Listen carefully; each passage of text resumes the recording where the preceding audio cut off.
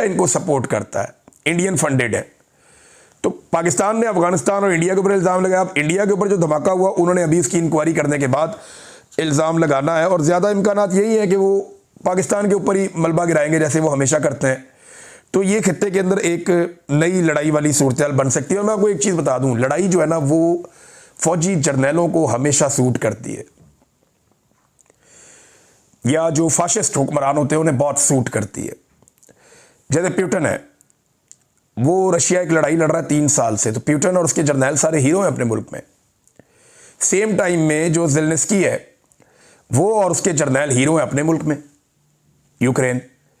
तो ये जंग का कानून होता है। जब इंडिया और पाकिस्तान की भी लड़ाई हुई है तो इंडिया के अंदर बहुत प्रोपेगेंडा किया गया जनाब, पाकिस्तान को उन्होंने बहुत नुकसान पहुंचाया, बड़े मिसाइल मारे, बड़ी इमारतें तबाह की, बड़े बंदे मार दिए, बड़े फौजी शहीद कर दिए। उन्होंने ये कहा ना, इंडिया का मीडिया वो उन्हें प्रेस कर रहे हैं, वहां के जर्नैल, वहां का मोदी, वो वहां हीरो बन रहे हैं।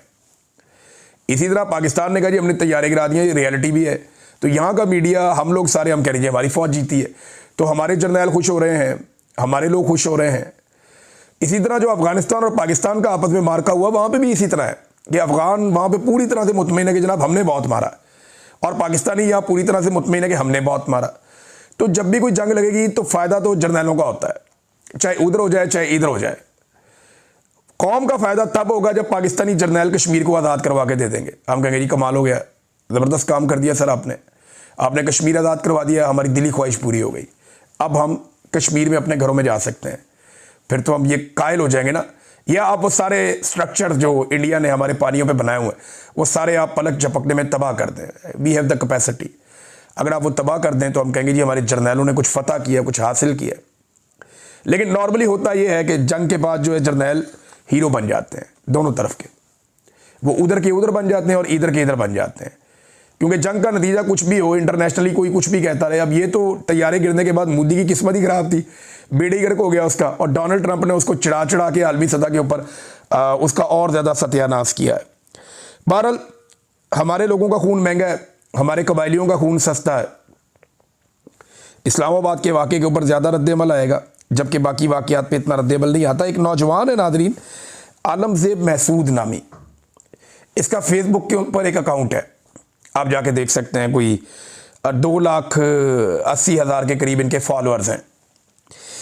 ये जो है, इन्होंने सुहेल अफरीदी ने स्टेटमेंट दिया, जिस स्टेटमेंट के ऊपर सुहेल अफरीदी साहब पे एक मुकदमा भी दर्ज हुआ कि मस्जिद में ला के फ़ौज ने कुत्ते बांध दिए, और जब हमने कहा तो जवाब आया कि आप और ये एक जैसे हैं। तो वो जो स्टेटमेंट सुहेल अफरीदी का है, इसकी तस्दीक की है ये नौजवान ने, आलमज़ेब महसूद साहब ने। इन्होंने 2019 की एक वीडियो अपने अकाउंट से शेयर की थी, और वो वीडियो इन्होंने दोबारा दिखाई है कि ये बात झूठ नहीं है। आज से 6 साल पहले ये वाक़या हुआ था। उन्होंने वीडियो और ऑडियो दोनों दिखाई, जिसके अंदर ये कुत्तों वाली बात भी है, मसाजिद के ऊपर एंटीने लगे हुए हैं, वो बड़े बड़े डिश लगे हुए हैं, और जूतों के साथ जाने वाली ये चीज़ें सारी उसके अंदर, उस वीडियो के अंदर है। उस वीडियो में और उस ऑडियो के अंदर ये चीज़ें हैं। तो ये आलमज़ेब महसूद नामी नौजवान ने इसकी कन्फर्मेशन दी है और इसकी तस्दीक की है कि जनाब ये वाक़या ऐसे ही हुआ था, सुहेल अफरीदी ने झूठ नहीं बोला। अफसोसनाक बात है। अब नाज़रीन, एक तरफ तो ये चल रहा है, दूसरी तरफ खैबर पख्तूनख्वा के अंदर जो है वो एक जरगा है जो 12 नवंबर को यानी कल के दिन में होने जा रहा है। ये एक बड़ा जरगा खैबर पख्तूनख्वा की हुकूमत करना चाहती है। जो फेडरल गवर्नमेंट है या पाकिस्तान की एस्टेब्लिशमेंट है, वो इसको नाकाम करना चाहती है कि ये जरगा कामयाब ना हो। लेकिन सबको दावत दी है। अब ये फैसला किया गया है कि इस जरगे का जो भी एलामिया होगा, वो एलामिया जारी किया जाएगा और पहुंचाया जाएगा वफाकी हुकूमत तक भी, सिक्योरिटी इदारों तक भी, और हर स्टेक होल्डर को वो एलामिया दिया जाएगा कि ये खैबर पख्तूनख्वा का जो अमन जरगा बैठा है, मुतफ़िक़ा तौर पे सारी पॉलिटिकल पार्टीज़ और स्टेक होल्डर्स, ये उनकी राय और फैसला है। तो इसकी रोशनी में आगे बढ़ा जाए। यहाँ से एक नई डिबेट शुरू होगी। या तो आपने डायरेक्टली जंग की तरफ जाना है, ताकत का इस्तेमाल आपको दहशतगर्दी के खिलाफ करना पड़ता है। आप ये नहीं कह सकते कि ताकत का इस्तेमाल ही नहीं होगा, बिल्कुल नहीं, ताकत का इस्तेमाल आपको करना पड़ेगा दहशतगर्दी के खिलाफ। लेकिन वो कैसे करना है और इस लड़ाई को लीड किसने करना है? इस लड़ाई को कोई जर्नैल लीड नहीं कर सकता, उसका काम ही नहीं है। लीड लीडर्स ने करना है, पॉलिटिकल अवामी हुकूमत ने लीड करना है। वो जो स्टेक होल्डर्स हैं इलाके के, उन्होंने लीड करना है। उन्होंने बताना है कि जनाब कहाँ आपकी ज़रूरत है और कहाँ नहीं है। अगर तो ये सारा कुछ जर्नैलों के कंट्रोल में दिया गया तो माजी की तरह सारे ऑपरेशन बेकार हुए, ये भी बेकार हो जाएगा। जितनी दहशतगर्दी के खिलाफ आपने लड़ाई लड़ी, आज तक आपको फायदा ही कोई नहीं हुआ, दोबारा आ जाती है फिर। तो जर्नैलों के हाथ में चीज़ नहीं देनी, चीज़ जो है पॉलिटिकल लीडरशिप के हाथ में रहनी चाहिए। फैसले उन्हें करने चाहिए और मुशावरत के बाद फैसले करने चाहिए। अवाम को, लोगों को शामिल करना चाहिए। अफगानिस्तान भी इसका एक स्टेक होल्डर है, उसको भी शामिल करना चाहिए। बहरहाल ये अभी तो जरगा होगा, कल तो बहुत सारी खबरें आएंगी, मैं आपके साथ शेयर करूंगा। अत्तर मिनुल्लाह ने भी एक खत लिख दिया जी, और अत्तर मिनुल्लाह साहब जो है सुप्रीम कोर्ट ऑफ पाकिस्तान में जज हैं। उन्होंने एक लेटर लिखा है चीफ जस्टिस ऑफ पाकिस्तान को, और चीफ जस्टिस ऑफ पाकिस्तान के अलावा उन्होंने ये लेटर बहुत सारे और लोगों को भी लिखा है, यानी बाकी जो जजेस हैं उनको भी दिया है, और अब पब्लिक भी हो गया उनका लेटर। तो नाज़रीन, उन्होंने जो लेटर लिखा उसमें वो कहते हैं कि हम खुद को बुनियादी हकूक़ का मुहाफ़िज़ कहते हैं, लेकिन जब साबिक चीफ जस्टिस पाकिस्तान ने बताया कि जबरी गुमशुदगी का मामला उनके दरवाजे तक पहुंच गया है तो हम खामोश रहे। एक और चीफ जस्टिस ने मखसूस नशिस्तों के केस के तनाजुर में 12 जजेस को खबरदार किया कि सिर्फ मैंने अब तक मार्शल लॉ को रोक रखा है, वो आएंगे और हमें घर भेज देंगे। अदलिया में बैरूनी मुदाखलत अब कोई ढकी छुपी बात नहीं रही, बल्कि नाकाबिले तरदीद हकीकत है। जो सच बोलता है उसका हाल इस्लामाबाद हाई कोर्ट के जजों जैसा हो जाता है। इन्होंने पूरी अदलिया को झंझोड़ा है जस्टिस अतर मिनुल्लाह ने।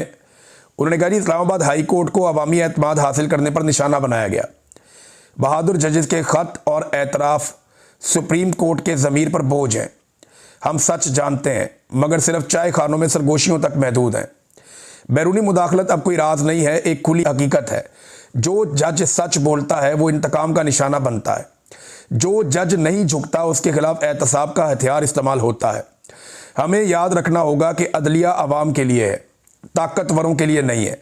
अदलिया की निजात सच्चाई और ख़ुद एहतसाबी में है। हमें अपनी गलतियां तस्लीम करनी होंगी और इस्लाह करना होगी। ये जनाब अतर मिनुल्लाह साहब कह रहे हैं।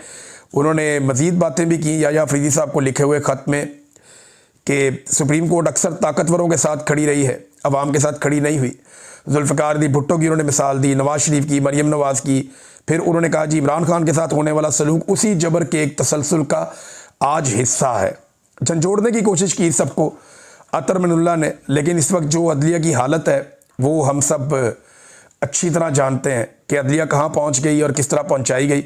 और ये पाकिस्तान की एस्टेब्लिशमेंट का मौजूदा सियासी सहूलतकारों के साथ मिलकर एक कारनामा है। नादरीन ने कुछ दानिश्वर हैं पाकिस्तान में, वो आज भी ये कहते हैं कि जरदारी और नवाज शरीफ ने फौज को दीवार के साथ लगा के सियासत से बाहर कर दिया था चार्टर ऑफ डेमोक्रेसी के बाद, लेकिन इमरान खान ने फौज को सियासत में वो कहते हैं जी कि वापस रेलिवेंट कर दिया है। अब ये जो दानिश्वर है ना, ये मेरे ख्याल में इमरान खान साहब के बुग़्ज़ में मुब्तला है और कोई वजह नहीं है। मैं कुछ फैक्ट्स सामने रखता हूं जो नवाज शरीफ और जरदारी ने किए, हालांकि इस तरह के दर्जनों हैं, लेकिन मैं 5-7 आपके सामने रखता हूं जो इन दोनों ने मिलकर किए, जो चार्टर ऑफ डेमोक्रेसी की रूह के खिलाफ थे और जिसमें ये फौज की सहूलतकारी का काम एक दूसरे के खिलाफ कर रहे थे। नंबर 1, ये जो सड़कों पे घसीटने वाली बातें थी, ये एस्टेब्लिशमेंट के साथ कौन मुलाकातें करता था और जरदारी को सड़कों पे घसीटता था? ये इमरान खान ने तो नहीं किया था।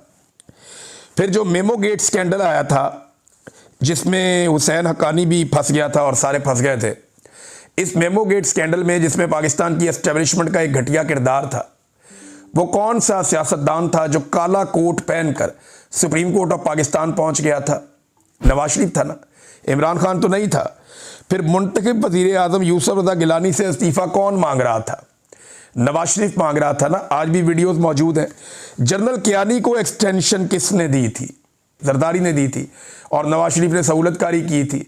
इमरान खान तो तब असेंबली का हिस्सा ही नहीं था ना, तो फिर इमरान खान पे इल्ज़ाम आप कैसे डाल सकते हैं? जनरल कियानी को सियासत में कौन लाया? यही लोग लेकर आए। फिर अदलिया बहाली की तहरीक में एस्टेब्लिशमेंट के साथ किसने डील की? फिर पंजाब के अंदर गवर्नर राज किसने लगाया? ये सारे काम कौन कर रहा था? जरदारी और नवाज शरीफ कर रहे थे। फिर फौज के साथ मिलकर 2013 के इलेक्शन में पंचर किसने लगाए थे? बताएं ना।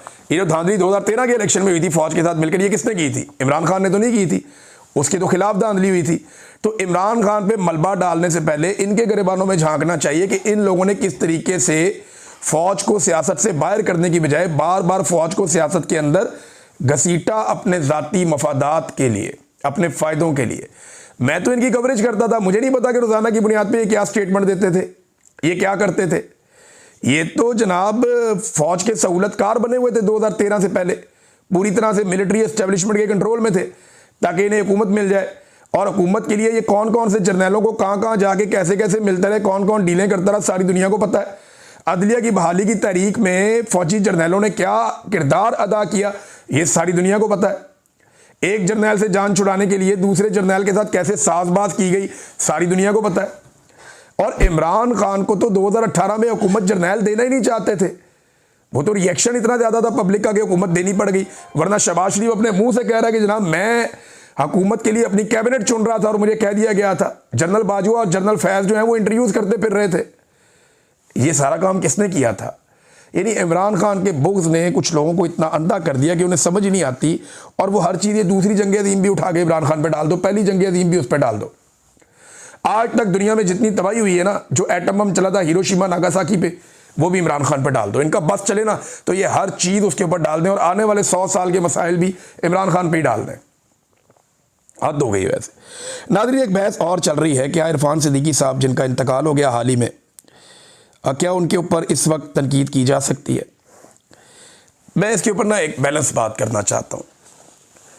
लेकिन ज़ियाउल हक के ऊपर आज भी तनकीद होती है, मुशर्रफ के ऊपर भी आज तनकीद होती है, और कोई उनको जस्टिफाई करने वाला मौजूद नहीं है, ना उनके इदारों में ना उनकी फैमिलीज़ में, कोई नहीं कर सकता। भुट्टो को फांसी दी जजों ने, उनके ऊपर तनकीद होती है आज भी। बड़े मकरू किरदार हैं जो तारीख़ के अंदर रहे, उनके ऊपर आज भी तनकीद होती है। लेकिन जब कोई फौत होता है ना, तो उस वक्त थोड़ी देर के लिए मेरे ख्याल में एक मार्जिन क्रिएट करना चाहिए। ये ज़रूर बात सच है कि इरफान सिद्दीकी साहब ने जुल्म, जबर और फस्तायत की सपोर्ट की है, उसकी हमायत की है, ये बात ठीक है, गलत नहीं है। लेकिन इस वक्त क्योंकि उनके जो लवाकिन हैं वो बड़े दुख में, रंज में और तकलीफ़ में है, तो फॉर द टाइम बीइंग तारीख़ बड़ी ज़ालिम चीज़ है, वो लिखी जा चुकी है। कौन कहाँ खड़ा था ये सबको पता है, और ये रिकॉर्ड सीधा रहेगा। जनरल ज़ियाउल हक जब फौत हुए थे सारे अफसोस कर रहे थे। जब ये फौत हुए थे परवेज़ मुशर्रफ साहब, उनके बदतरीन मुखालिफिन ने भी कहा जी अल्लाह इनकी मग़फ़िरत करे, और उस वक्त अफसोस का इजहार किया था। मौत तो सबको आनी है, हाँ, लेकिन जब कोई दुनिया से चला जाए तो फॉर द टाइम बीइंग सिर्फ उनके जो अहले खाना है उनका कोई कसूर नहीं होता। जो हल्का अहबाब है उनकी दिलदारी ना हो जाए, दिलदारी से बचने के लिए आप उस वक्त खामोशी इख्तियार करते हैं। लेकिन रिकॉर्ड का जो हिस्सा है वो रिकॉर्ड का हिस्सा ही रहेगा, जो तारीख़ का हिस्सा है वो तारीख़ का हिस्सा। हम सारे अपनी अपनी तारीख़ के साथ मरेंगे। हमने जो वो गलत किया वो तारीख़ के अंदर गलत लिखा जाएगा, हमने जो अच्छा किया वो तारीख़ के अंदर अच्छा लिखा जाएगा।